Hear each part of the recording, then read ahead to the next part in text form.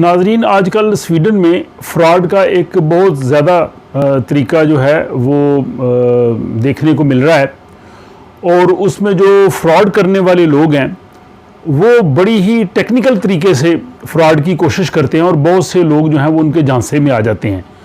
और उनसे वो माल बटोर लेते हैं। वो तरीका ये कर रहे हैं कि ये मुख्तलिफ जो इदारे हैं या कंपनियां हैं उनकी जानिब से आपको ईमेल आती है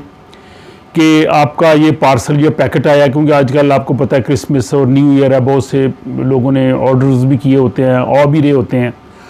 और वो इस कदर टेक्निकल तरीके से आपको ईमेल भेजते हैं कि बंदा ये समझता है कि ये ईमेल जो है वो मुझे उसी इदारे की तरफ से आई है। कभी वो DHL की तरफ से आ जाएगी, कभी UPS की तरफ से आ जाएगी, बल्कि ये बैंक की तरफ से भी अभी आना शुरू हो गई हैं, और कभी एयरलाइन की तरफ से एयरवे बिल की सूरत में। वो इस किस्म का उन्होंने बनाया होता है, या आप देख सकते हैं, मैं आपको जो स्क्रीनशॉट्स दिखा रहा हूँ कि अगर आप इस ईमेल को आप खोलें तो खोलते वक्त आपको बिल्कुल यही महसूस होता है कि ये बिल्कुल वाकई ये जेन्युइन है और ये किसी कंपनी ने भेजी है और वाकई आपका कोई पैकेट आया होगा, या ये बैंक ने आपको इसके बारे में पूछा है, या बाज़ औक़ात वो सरकारी इदारों की जानिब से भी भेज देते हैं। तो ये सारी इसको चेक करने का बहुत आसान तरीका ये है कि जो ईमेल आई है वो तो आपने उसको पढ़ लिया, लेकिन जो जहाँ से वो आ रही होती है, जो सेंडर ईमेल है, अगर आप उसको क्लिक करेंगे तो उसके आगे जो है वो आपको पता चल जाएगा कि ये जो है वो फेक है। मसलन अगर DHL से अगर ईमेल आई हो तो वो जो अपना इन्फो या कुन सर्विस एट के बाद जो है वो DHL.SC या DHL.com होना चाहिए,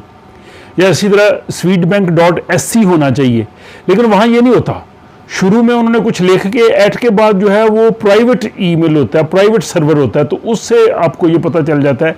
कि ये जो है वो किसी फ्रॉडिये की ईमेल है। इसलिए कोई भी अगर इस तरह की ईमेल आए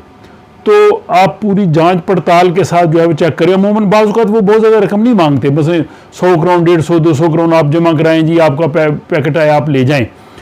और बहुत से लोग जो हैं वो बाज़ औक़ात जल्दी में उनके झांसे में भी आ जाते हैं। तो जहां और बाकी कई फ्रॉड हैं, बाज़ औक़ात वो कहते हैं जी अपनी बैंक ID ऑन करें और बैंक ID से लॉगिन करें या अपनी इंफॉर्मेशन बैंक की दें। तो इससे पहले भी एक वीडियो में आप लोगों को उन ऐसे फ्रॉड करने वालों की मुख्तलिफ तरीक़ाकार से आगाह किया था। तो चूँकि आजकल मुझे ख़ुद बहुत ज़्यादा मसूल हुई हैं,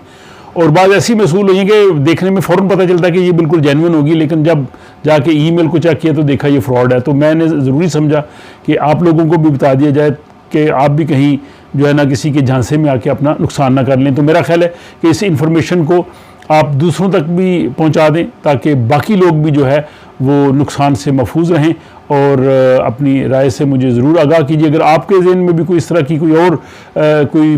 बात अगर आप देखने को मिल रही हो तो मुझे उससे ज़रूर आगाह करें ताकि मैं भी दूसरों को उससे आगाह कर सकूँ।